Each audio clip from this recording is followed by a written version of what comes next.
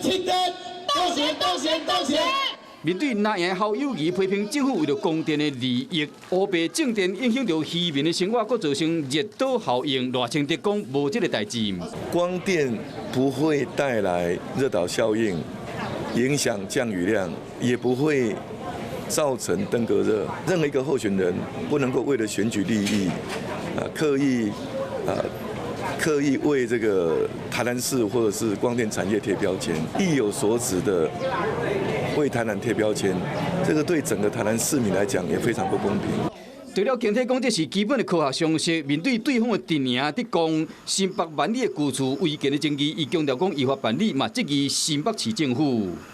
我要强调，就是当事人到目前为止都还没有收到新北市政府的通知，认定这个房子是违建。一个台北市的立委候选人，为什么有办法早于新北市政府发出通知之前，就认定这个房子是违建？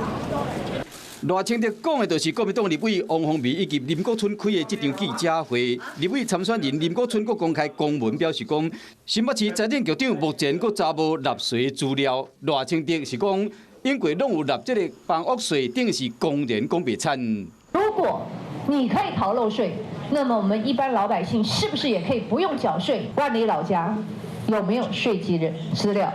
你没有缴房屋税，你没有缴地价税，然后更重要的，你不提供有缴税记录。